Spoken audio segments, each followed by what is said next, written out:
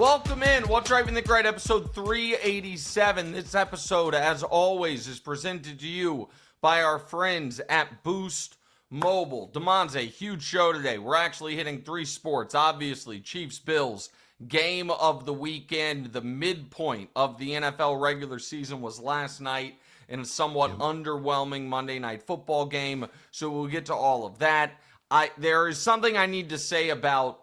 This is kind of a takes on takes segment, but it's also about Bronny James, and we're going to get to a little NBA later in the show. And right near the top of the show, we're going to do World Series stuff because it'll be brief because I know people want to hear my potential pain about Chiefs Bills, but I don't know how as a sports fan you get over that loss if you're the Blue Jays. So we will get to all of that over the next hour or so. How are you doing this morning?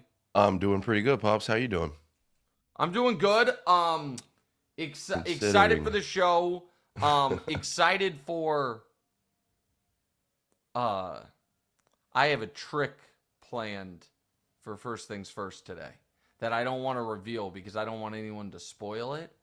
But I'm very excited for the TV show, and well, again, we'll talk about what we might revisit this on Thursday, but today, the TV show hopefully always is pretty good.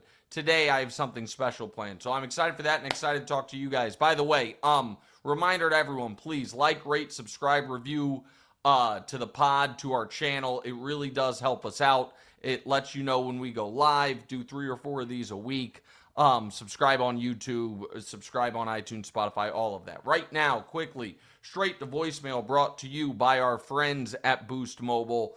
The Dolphins part ways with General Manager Chris Grier, and that is likely going to be phase 1 of a 3-phase teardown. Chris Grier will be first. Mike McDaniel, I know there is some reporting, if you can call NFL insiders reporting these days. By the way, thank God, Jaden Daniel, who we saw his elbow go backwards, the insiders explained to us, not as bad as it could have been. Man, that's so fortunate because so often those NFL insiders say to us, holy shit, that injury's way worse than we thought. Man, oh man. I mean, we are on a 700 injury streak in a row streak of, you know what? Could have been worse. So that's good. And we'll talk about Jaden. I feel sick for Jaden. Yeah. And we'll get to that later because this is where I have to wear the black hat and have the unpopular take that everyone knows is correct. But we will wait on that. So, how did I even get there? I don't even know how we got there. Because I was saying the insiders were saying Mike McDaniel's job might be safe. I would be shocked by that. So Chris Grier's part 1, Mike McDaniel's part 2, and then Tua, of course, is part 3. Ja back from his suspension. What's going on with Ja? He's going to blow it. He's going to blow the whole thing. And this is where I once again, Damonza, present my mercurial, talented, but underachieving Southeastern point guard 3-way trade. Where Ja Morant goes to Charlotte, LaMelo goes to Atlanta, and Trae Young goes to Memphis. I ask once again, who says no? Like, can we please just send this in? They just need some new scenery. They just all need some Everybody new scenery. needs some new scenery. Listen, Atlanta probably is like, we would rather have Ja than Trae. Or, I'm sorry, rather have Ja than LaMelo. The problem is, we're not fixing Ja's problems by sending him from Memphis to Atlanta. I think the Appalachian Mountains in North Carolina could do him some good. And Cam Little hits a 68-yard field goal, and his record barely stood for a day because Brandon Aubrey tried to beat it last night. All right, Damonza, before we get to Bills Chiefs and before we get to Bronny and the rest of Week 9, let's do a little World Series. So we obviously had a crazy weekend of NFL football, but the World Series came to a conclusion on Saturday. It was a crazy Game 7. So let's talk about it. Yeah, so listen, congrats to the Dodgers. Congrats to anyone who took my advice given on this pod and on TV that I did not take and I am sick to my stomach on when I said before the World Series on this pod, that Yamamoto at 32-1 to win MVP I thought was decent. And then after game 2, and then Thursday before game 5, on this pod, I said Yamamoto is still 16-1. I think that's a good MVP bet. And then I didn't make it.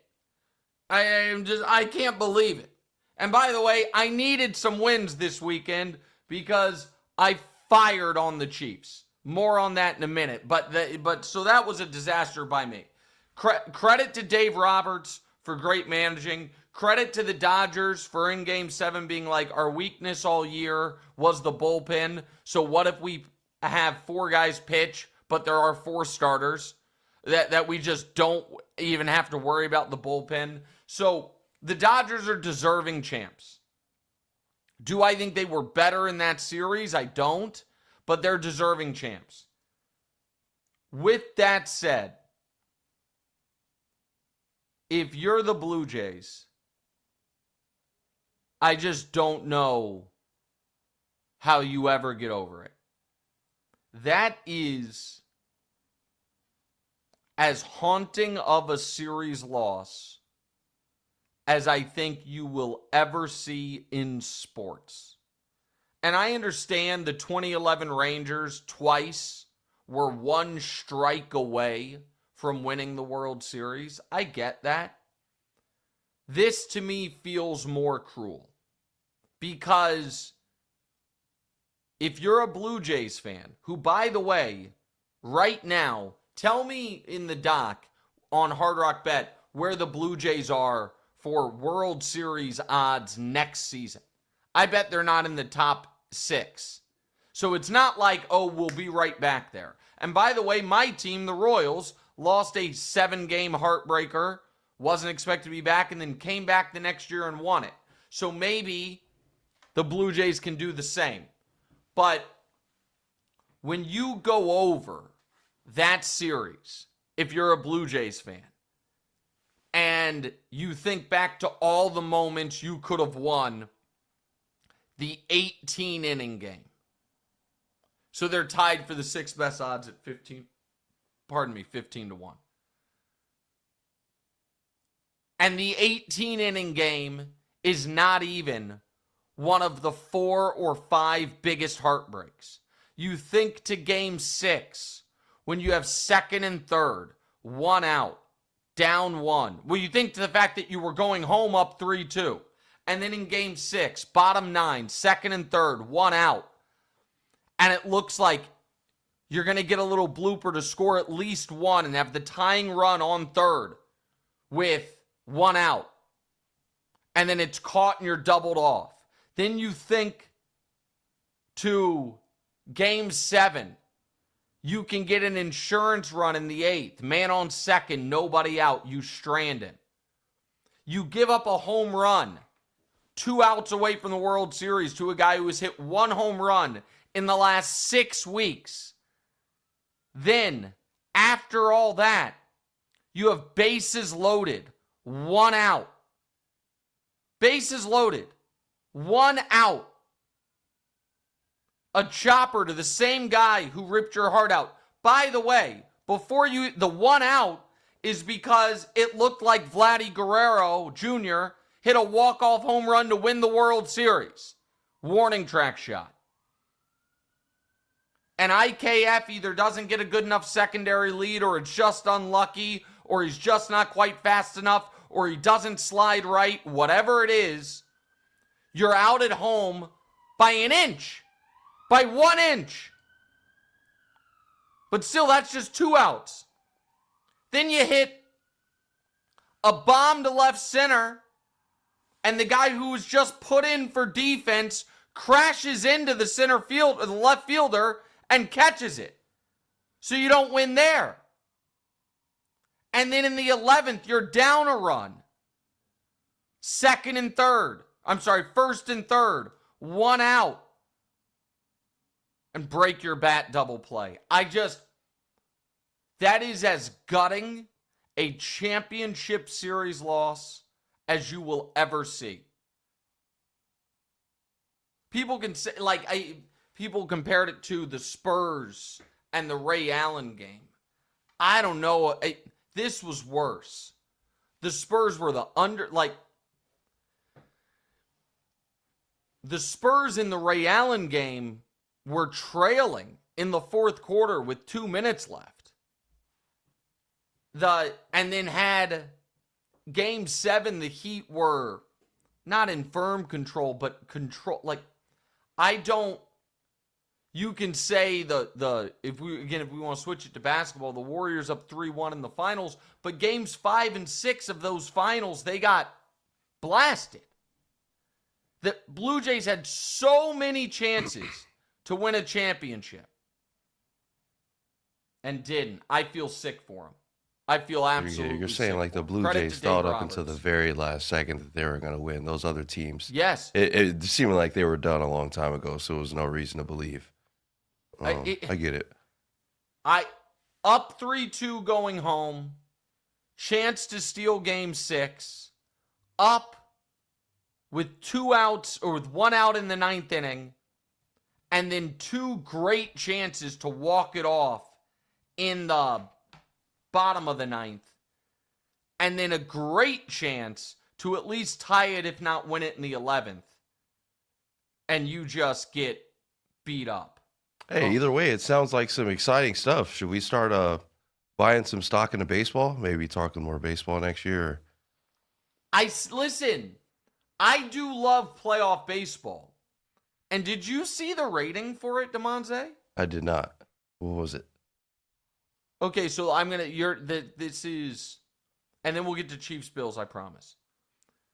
16 million people watched Game 7 of the NBA Finals last year. Okay. Pacers Thunder. 16 million people watched in America. How many people do you think watched Game 7 Dodgers Blue Jays in America? Like we don't get to. I'll go 56. You said 56? 56. Okay, 26. 26. So you're bad at these games. I'm terrible. Because I don't ever have a good gauge. But yeah. So but my point is the fact that it did more than 50% more than Game 7 of the NBA Finals. Baseball is more America's sport than basketball is, though, right? Or is it just like different when it comes to the finals and World Series? It certainly had been, and it's kind of ebbed and flowed. But right now, baseball's hot right now. I sound like Trump. Sorry. And I thought these playoffs were awesome. I thought these playoffs were really great. And Daniel says team market size. I get that, but we don't get credit for Canada. One of the baseball teams is in a market that doesn't count for the ratings. So, as small as Indianapolis and Oklahoma City are, they're both at least out here. Yeah, and yes, LA is bigger than OKC and Indianapolis combined, but not enough to make up for that. The rating wasn't because of Los Angeles. That certainly helped, but no, that was a great postseason for baseball. All right. Let's get to Bills Chiefs. All right, it's that time. So the Bills won their Super Bowl against your Kansas City Chiefs. Yes, there you go. Kansas City heads into the bye 5-4 as the 8 seed, and the Bills are the favorite to win the 1 seed. How do you want to do this one? How are you feeling? Well, listen. They did get the first one. They got the first one, so now they'll get them in the postseason if the rules are. Correct. That's the way it goes. But let me give Buffalo credit because I picked the Chiefs. I bet the Chiefs. I did not think the Bills defense, even if the Chiefs had their typical regular season against Buffalo vanilla game plan, I did not think the Bills defense would be able to keep up with Kansas City. And not only did they keep up with Kansas City, they dominated most of that game. And Josh played great. And Patrick played really shaky. That was the first game in Patrick's entire career he completed less than 50% of his passes. And they pressured the Chiefs at will, and the Bills were the far better team. It was a miracle.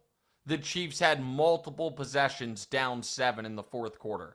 And that last possession, when McDermott chose to go for a field goal, was coaching malpractice. You have to punt there. Like, going for that field goal and giving the Chiefs a short field when they're only going to have 23 or 22 seconds if you punt is just insanity. I couldn't believe he did it. But set that aside. Buffalo steadied themselves. Buffalo stayed very alive for their division, as the Patriots have just a cake schedule moving forward. And Buffalo ran the ball great. Josh was awesome. And the defense, which was my concern with them, more than stepped up. So all of that is true. That can be true, while it's also true that this does not change my opinion 1% about what a Chiefs-Bills playoff game could look like. And I thought the Bills' young secondary players, Cole Bishop and Xavier Hairston, after the game, talking about the tells they saw on tape was a big unforced error. Save that info, kids. Like, you're probably going to have to play this team again. And so, listen, Kansas City has its work cut out for him. But the whole if the playoffs started today thing is just meaningless to me. The playoffs don't start today. They have 8 more games to play. Did this hurt their chances of winning the division? Sure. Do I still, right now, would I still pick them to win the division? I would. And I think that the Chiefs are going to... Vegas still has them as the Super Bowl favorites. So yeah, because they're the best team. Yeah, I mean, and I'm curious if they're going to add a running back or a defensive lineman or both or neither at the deadline. But they added yesterday the most important piece they could add, which is Josh Simmons came back. Yep. So Josh Simmons is back. And again, no, I'm not making any excuses. The Bills dominated the Chiefs, okay? But as far as why it could be different in the playoffs, the Chiefs, by the second half of that game, were without 3 of their 5 starting offensive linemen and without Isaiah Pacheco, their starting running back, all of whom you expect to be back for the playoffs. Now, you can say, well, the Bills were without Ed Oliver, but Ed Oliver should be out. Go ahead. What were you saying? I was about to say Isaiah Pacheco coming back. I don't know what that's going to do for us, but well, it's better than Clyde. I mean, it's better than and again, maybe they trade for Breece Hall today. Yeah. We'll see. But the 1 seed is going to be so the real damage that was done is if they had a shot at the 1 seed, that dwindled massively yesterday. I think the Pats might end up the 1 seed. Like, we'll see. But as far as you want to win the division, you want to have home playoff games. I'm not ignoring any of that. With that piece of it said, I don't really know. Like, it doesn't seem like there's going to be any soft spots in the AFC playoffs. Like, if the AFC playoffs are in one order or another, Bills, Patriots, AFC North winner, so that's either Steelers or Ravens. Okay. Colts, Chiefs, Broncos, Chargers, which are the odd, like that would be the Jags out, Chargers in. I don't even know who you would say, oh, I hope to get to play that team in round 1. And so obviously you wouldn't want to play, the Bills are the Chiefs' biggest threat. There's no doubt about that. They have been year after year. Yeah. They just can't beat them when it matters the most. And I've been on the record that one day I think they will. I just don't think that day is today. Do you like the timing of the bye? You think the bye kind of came at a rough spot? No, I like it. I actually like that it's also probably good for Josh Simmons too. He's been out for so long. Correct. the week. Yeah. It's very good for Josh Simmons. But here's the other thing, and this is where I'm just going to look at it a little differently than most. Because people are going to talk about the Chiefs' second half of the season schedule and talk about the records of the teams they face. So let me see what and we can, I know we can throw up the schedule, but I want to do something, I'm doing something a little different, which is strength of schedule. Remaining strength of schedule. So the Chiefs right now are dead average. They're 15th as far as remaining strength of schedule. That's not what I'm focused on. What I'm focused on is this. The first half of the season, the Chiefs played the following quarterbacks: Justin Herbert, Jalen Hurts, Lamar Jackson, Jared Goff, the Prince, Josh Allen, along with Russ, Jackson Dart, Geno. No, they didn't play Jackson Dart. They played Russ in his last game. Oh, yeah. Russell Wilson, Geno, and Mariota. So they played 6 of the best quarterbacks in football. The rest of the year, the quarterbacks they face are Bo Nix twice, Daniel Jones, Cam Ward, Geno again, and then Dak, who's really good, but that defense is abhorrent. CJ Stroud, who is fine, but that offense is abhorrent. And Justin Herbert again. So the quarterbacks they play soften up enough. Right now, and I said it on the show yesterday, I'll say it again. I think they're going to go 12-5. I think they sweep the Broncos. I think they get the win against the Chargers. I think they have one loss. I don't know what it is. And they end up winning the division. We'll see if I'm right about that. But that's why I'm not panicked. And I think Hard Rock Bet in Vegas is smart to not be panicked as either. And go ahead, pal. KC hasn't won a game when they allow 21 plus points. Is that something or nothing?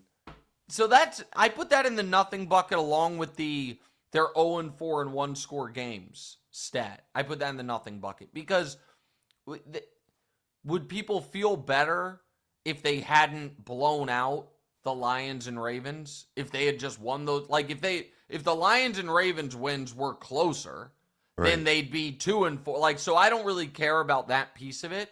And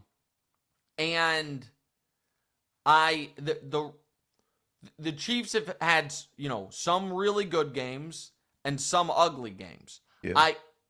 The Jags game is the game that if they don't win the division, if they do get a rough seed, you're going to look back on and say, we blew it. We were up double digits early. You had control of that game. The Mahomes, that's the game. And we'll see how they respond to it. But I still think post-bye, they're going to have the best offense in football.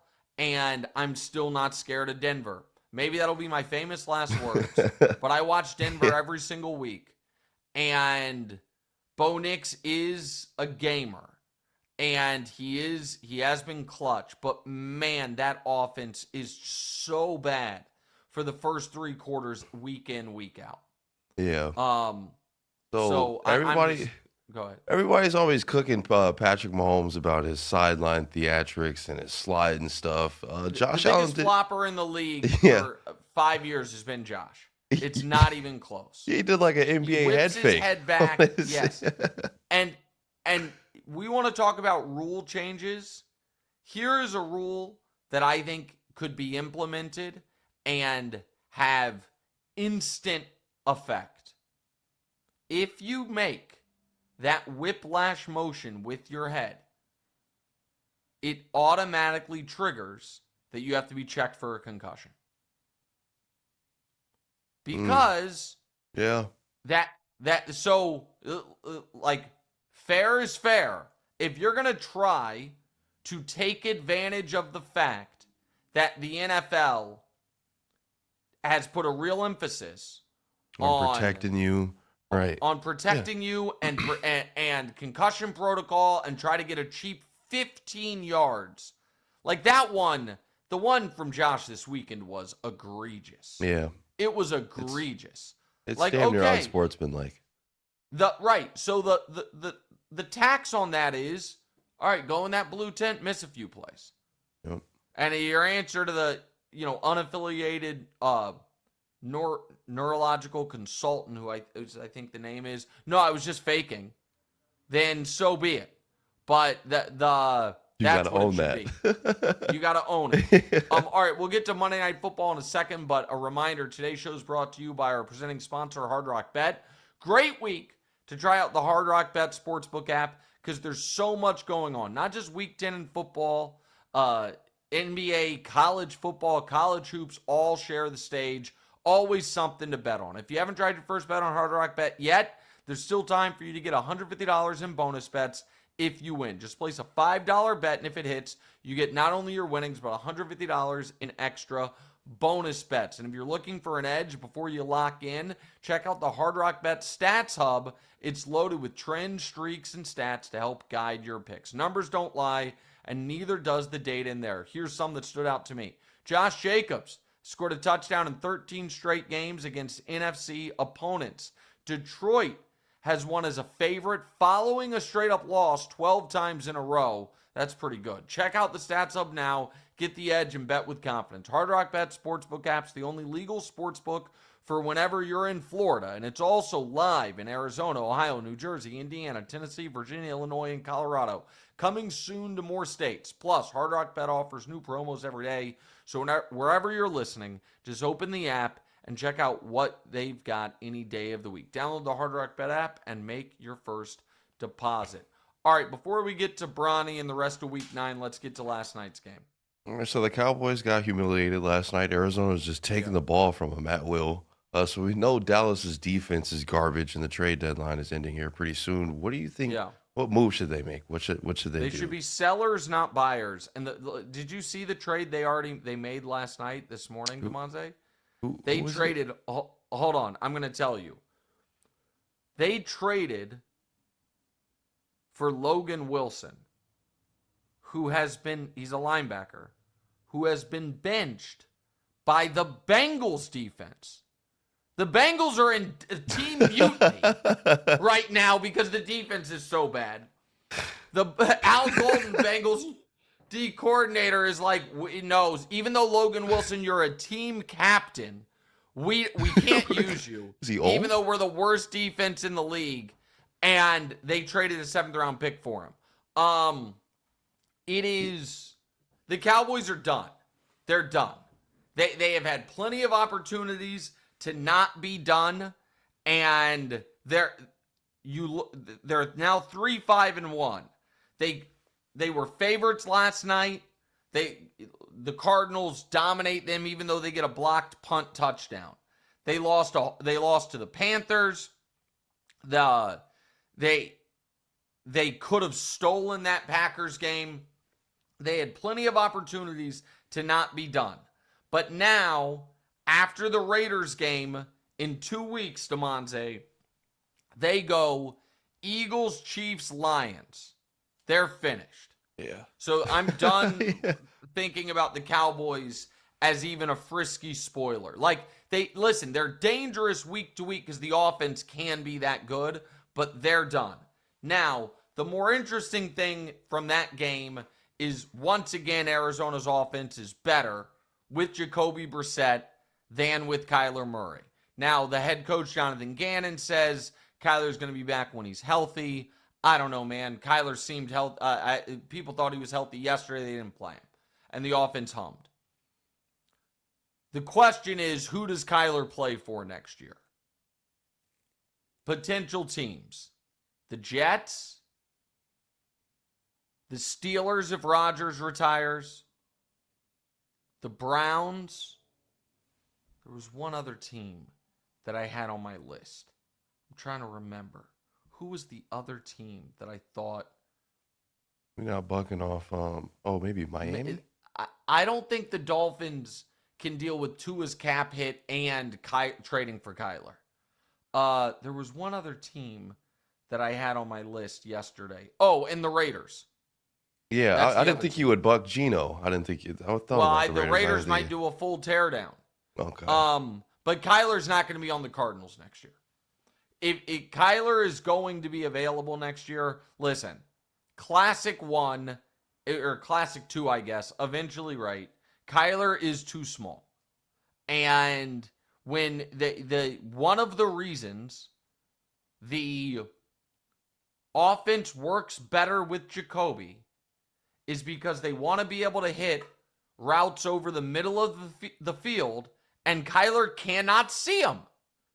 Sorry. Pro sports doesn't have to be fair. It is what it is. It's too small. And I also, I don't know that he is beloved in that locker room, I think is fair to say. And so his time with the Cardinals is coming to an end. I think they should just accept it and keep playing Jacoby because he gets a better chance to win. All right, let's get to the other story of the day that I wanted to talk about. So we just wrapped up the first half of the NFL season with Sunday. So this is a perfect time to talk about Bronny James. Let's do it. So here's the deal. And this is a little about Bronny, and this is more about media criticism. But a little less than a year ago, we were in full-blown Bronny James meltdown in the media about the scourges of nepotism and LeBron forcing the Lakers into such a mistake and pleading with LeBron as a father to stop this farce, and folks claiming that their heart just goes out to the other potential draftees who got snubbed because the Lakers wasted the 55th pick on Bronny. And now, the last two games, the Lakers, who are super shorthanded, Sunday night, were in a tight game with Miami, played Bronny in crunch time. He played really good defense, had one awesome driving kick for a critical three, and they won. 18 minutes.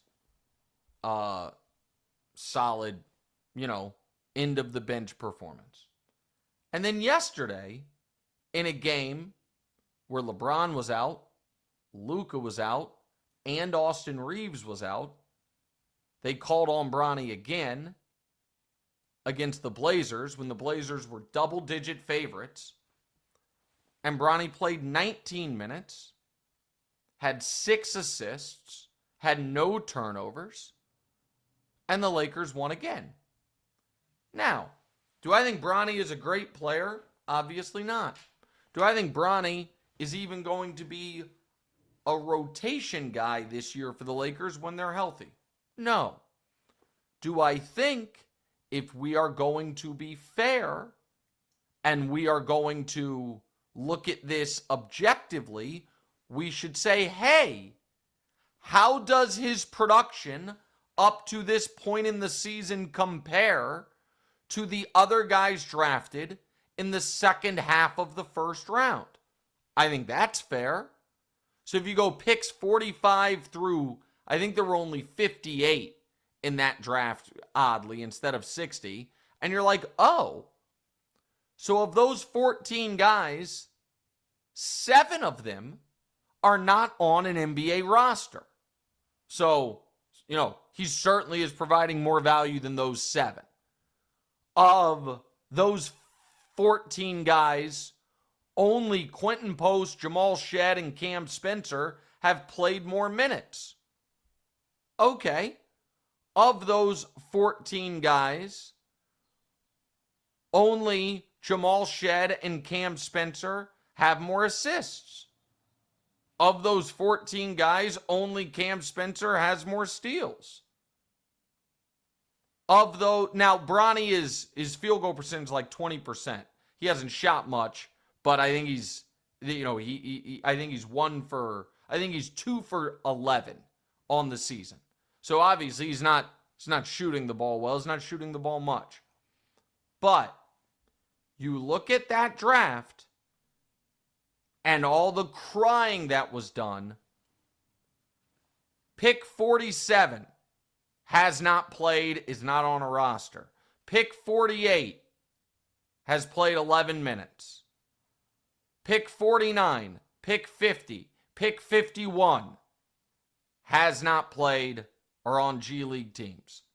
Pick 52, Quentin Post, has actually been solid for the Warriors. And pick 53, Cam Spencer's been solid for the Grizzlies. Pick 54, not on a roster. Pick 55, Bronny. Pick 56, pick 57, G League, or not on a roster. And pick 58, Huck Porty, apologies, has played 40 minutes for the Knicks and has been given, slightly less production than Bronny, right in line with it. Whole point is, Bronny James has been a slightly above average late second round pick. That's what he's been as a pro. A slightly above average late second round pick. That's it. And the folks that used him as a cudgel because they hate LeBron should be embarrassed. That's the Bronny James update. Good for him for being pressed into service, for all of a sudden a frisky Lakers team that got a win as a double-digit underdog without its 3 best players. And good for him for playing his first ever crunch time NBA minutes the night before and just looking the part of, oh yeah, that looks like the 11th best guy on an NBA team. That's what he looks like. Happy for that young man. Yeah, I'm happy for him. And so, it was, I thought, embarrassing some of the coverage last season when he had that bad 5-minute stretch. I forget even who it was against. And I'm glad that he didn't let that throw him.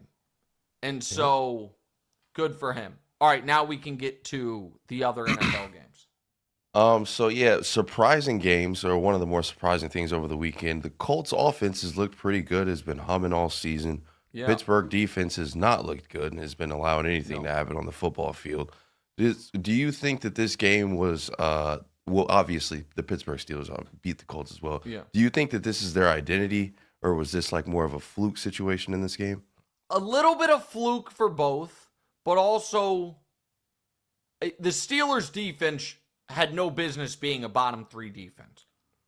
It was going to be better than that.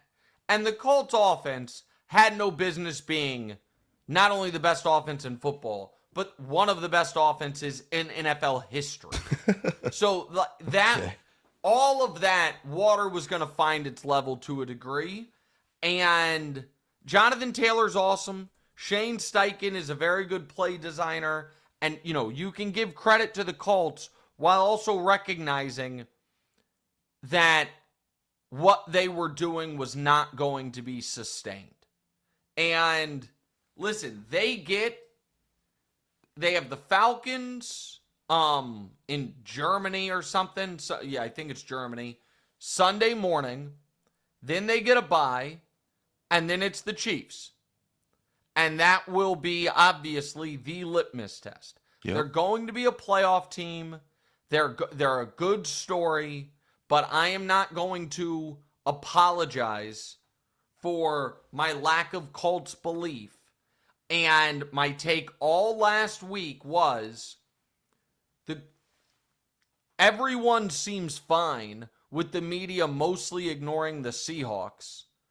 Because the Seahawks have 2 losses, but then everyone wants to get on their high horse and be like, the media has an obligation to take the Colts seriously because the Colts had one loss. And I'm like, no, we don't. And now the Colts are one of many two-loss teams. They're a cool story in a bad division with a fun, resurgent quarterback who deep down, that 5-turnover game didn't shock you. And we'll What see happens how if they the Colts? look. Yeah, I was about to say, what if the Colts go in there and beat Kansas City? Like, That'll be something. That will be something. Because the Chiefs need the games now. So go beat Kansas City and you'll have my attention. But I'll tell you what I think is more likely. So the Colts are 7-2. I would anticipate they'll beat the Falcons, then off the bye, lose to the Chiefs, fall to 8-3. And then they go Texans, Jags, Seahawks, Niners, Jags, Texans. So how many games is that? 7 games? Could the Colts go 3-4 starting with the Chiefs game? Absolutely they could. I would expect them to lose in Kansas City and Seattle.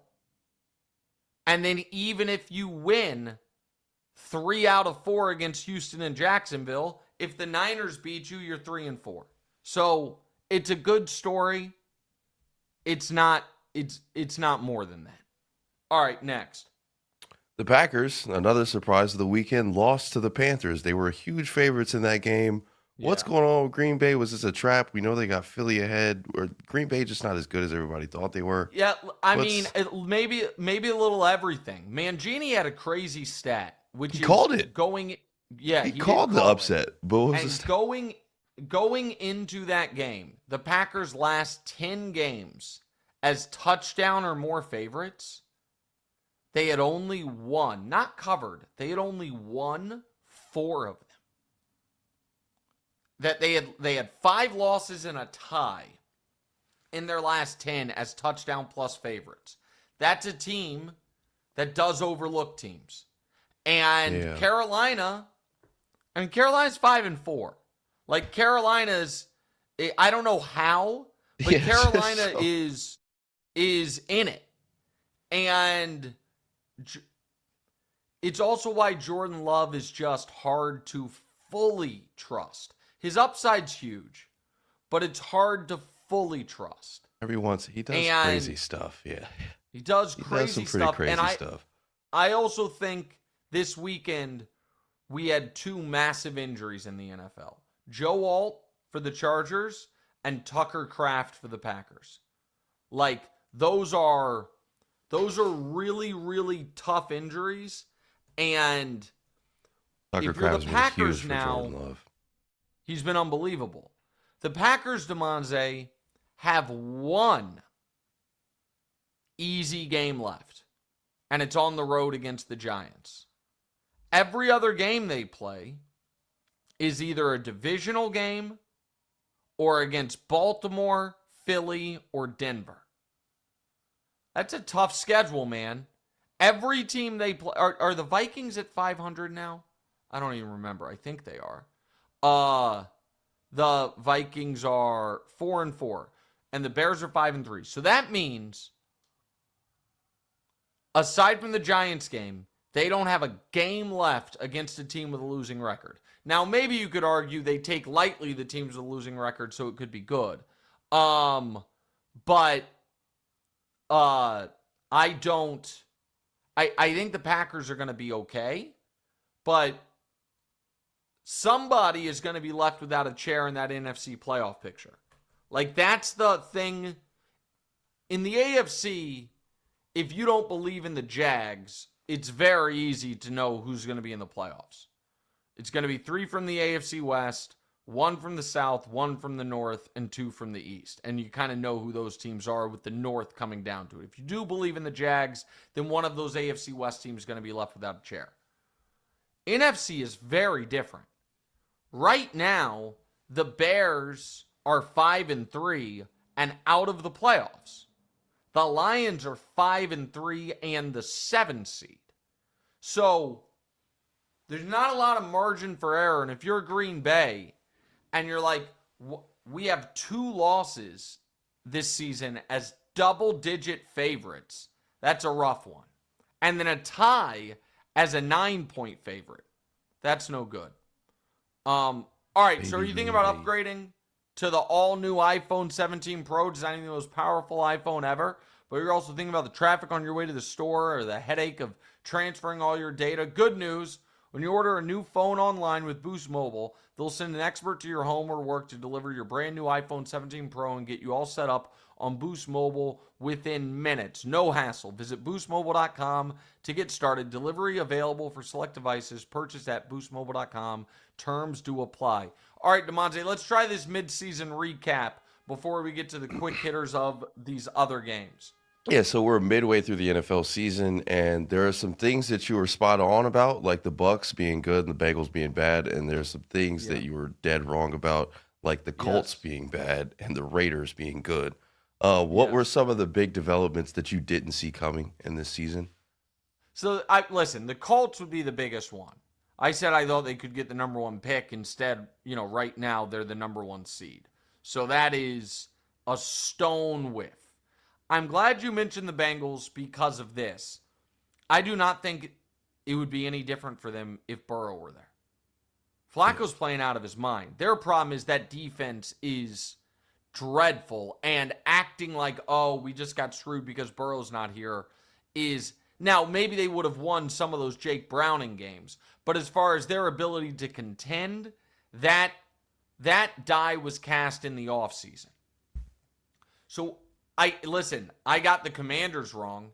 The Commanders are now screwed because of Jaden's injury, but they were screwed before. They were going to be 3-6, with Jaden healthy. And we'll talk more about them in a bit. Trying to think. I thought the Patriots would be a playoff team, but I did not think they would be in contention for the number one seed. Obviously, people are going to say, Nick, you got the Broncos wrong. I'm not sure I did.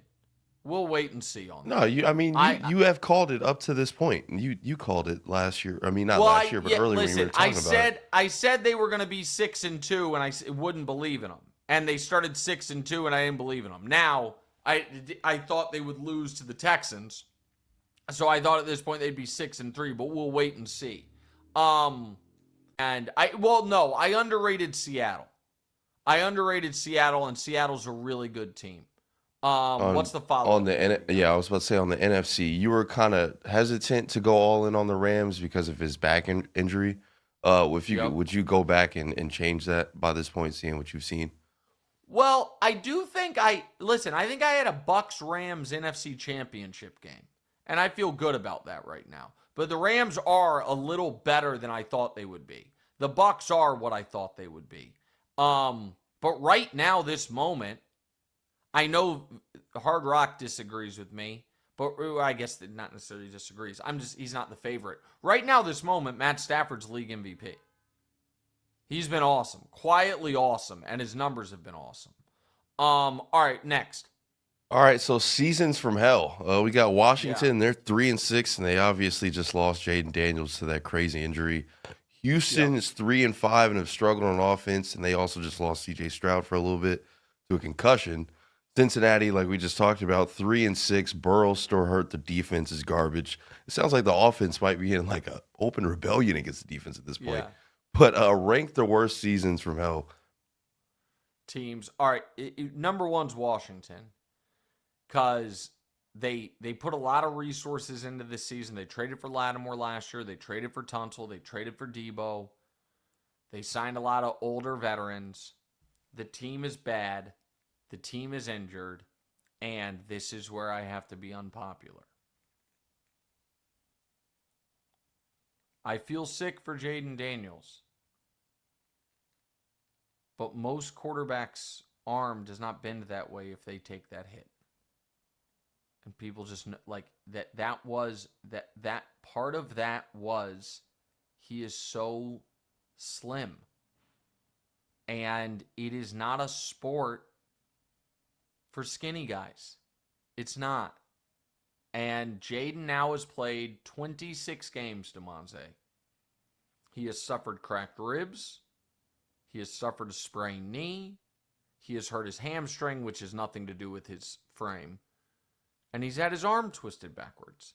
So the reason Washington would be the number 1 season from hell team is if you're a Washington fan, deep down you're like, man, is this guy just going to be an injury concern his whole career? And go ahead. I mean, yeah, I think he's worth the struggle. I mean, you play the guy and see if he's worth of course. How can he stand up? But yeah, right now, this moment, Damonza, if you did that year quarterback redraft, right now, this moment, Drake goes number 1. But after this weekend, the game Caleb had, you're saying it could be up in the air. I think Caleb would be 2. I think right now, if you asked all 32 teams, I think the Jaden injury stuff is so concerning. So that's the other reason they have the biggest year from hell.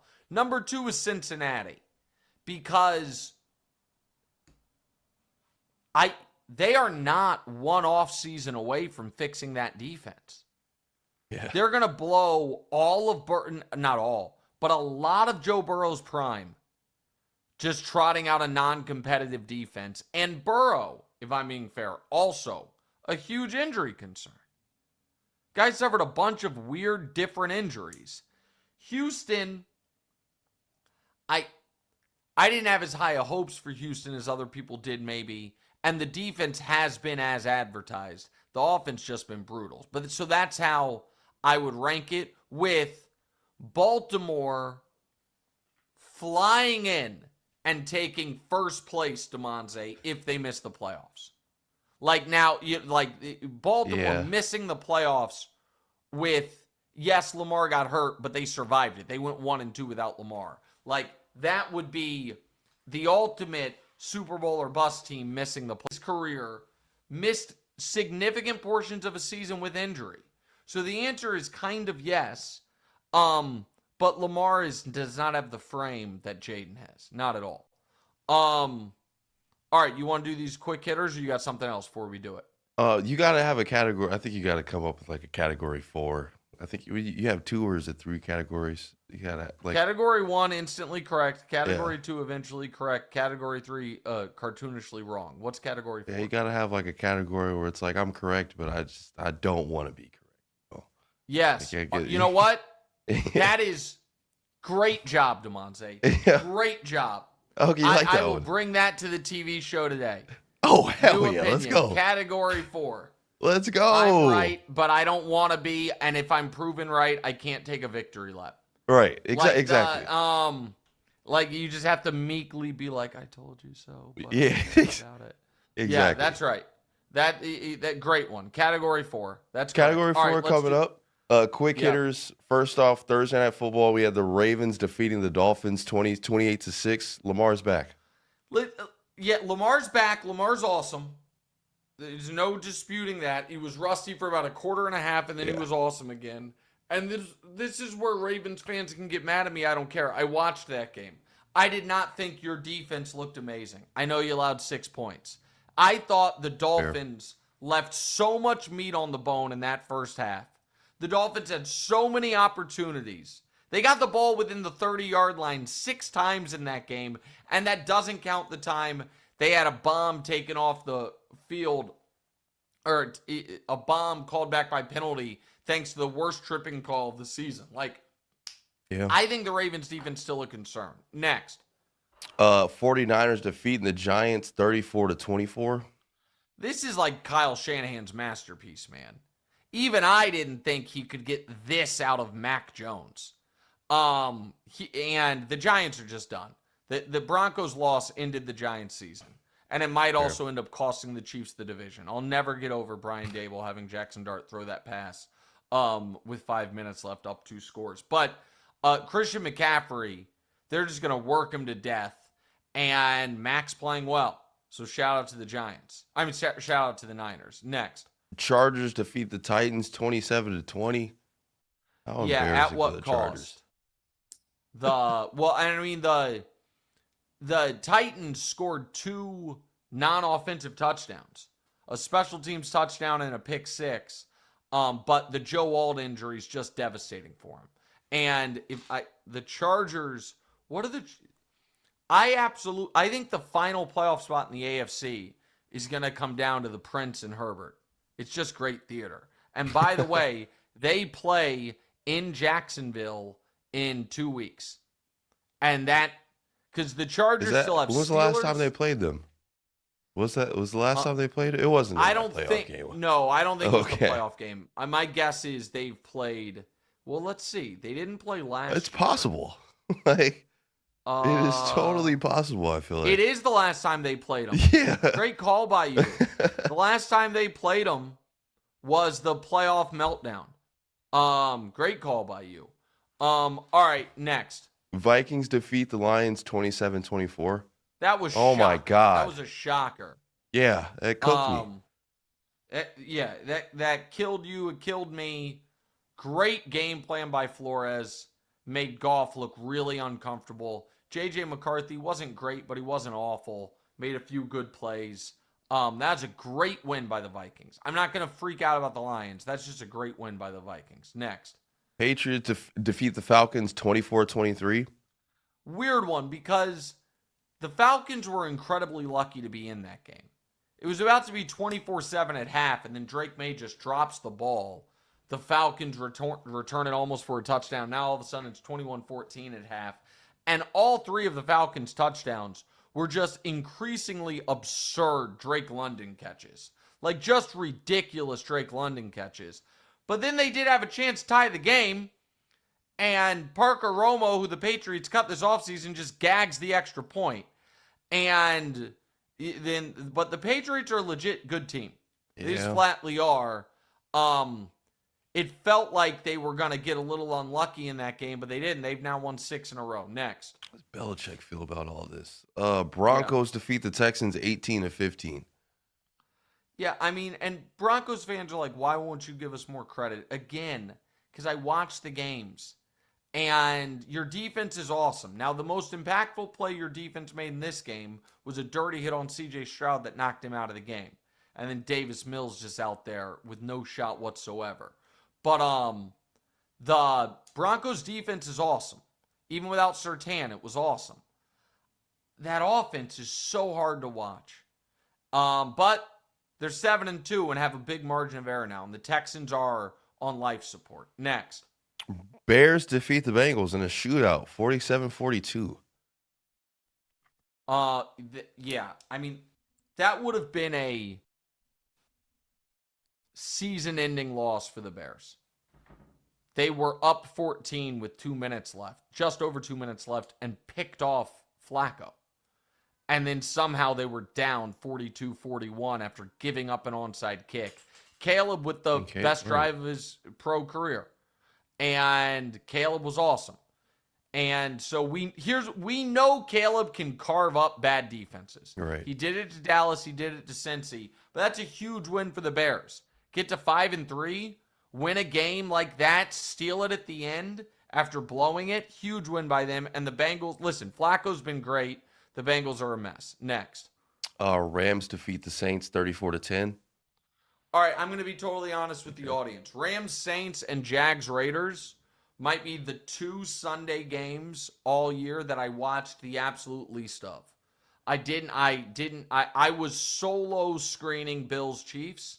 So I know the Rams annihilated the Saints, and I know the Jags-Raiders game went to overtime, which bad for the Raiders. They played a full overtime, lost it, and now play Thursday. And now play Thursday night against Denver. That's tough for them. All right, and last one, the Seahawks annihilated the Commanders. Seahawks, legit good team. Like, the Seahawks are a legit good to really good team. Darnold's been awesome. And Jackson Smith and Jigba's been fantastic. All right, let's get some listener questions. Kingston says, as an English Chiefs fan since '92, this is my favorite show to listen to. To you guys, both bring something unique and work so well. I love that you guys are family.